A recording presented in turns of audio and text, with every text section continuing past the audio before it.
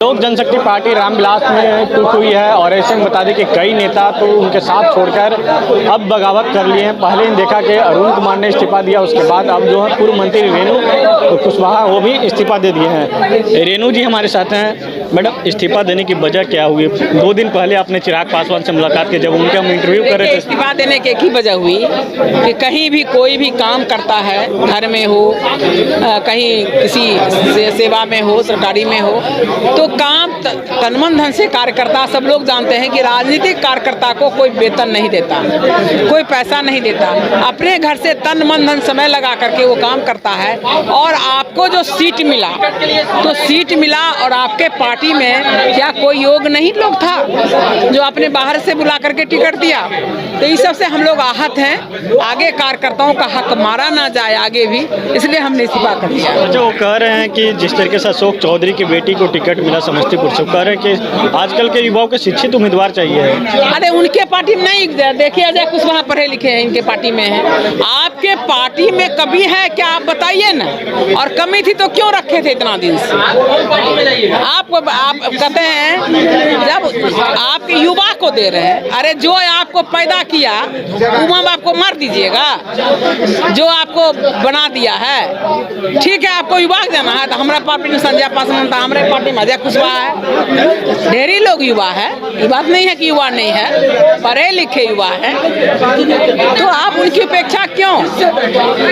अच्छा, आप उनके पार्टी में लगातार कई दिनों से जुड़े रहे, संघर्षशील रहे हैं, उसके बावजूद भी इस्तीफा दे दिए। 2 दिन पहले भी हम जब चिराग पासवान जी का इंटरव्यू कर रहे थे, उस दरमियान आपको हम लोग गए, हम लोग उनको अंतिम तक सम्मान दिए।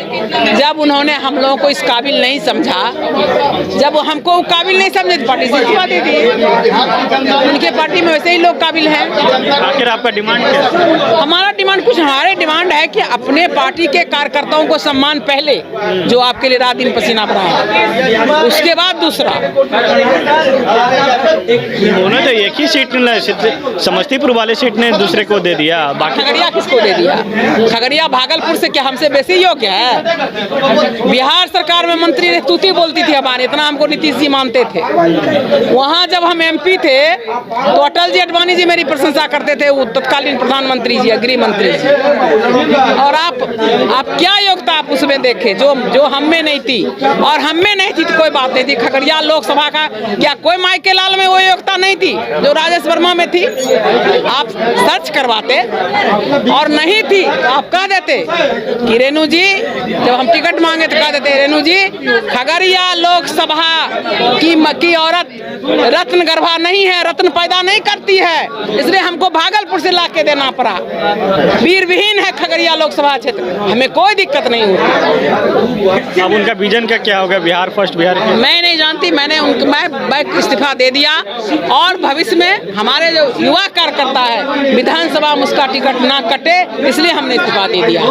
मेहनत का फल। आगे आप लोग का क्या रणनीति? आगे अभी हमने इस्तीफा दिया है, आगे की रणनीति हम जल्द आप लोगों के पास खुलासा करेंगे। आगे की रणनीति जो होगा हम लोग जल्द साथ में बैठकर निर्णय लेंगे, लेकिन देखना होगा जो चिराग पासवान का जो विजन था बिहार फर्स्ट, बिहारी फर्स्ट का क्या कुछ होने वाली है। सहयोगी शशि के साथ विवेक रंजन, न्यूज़ 22 को पटना।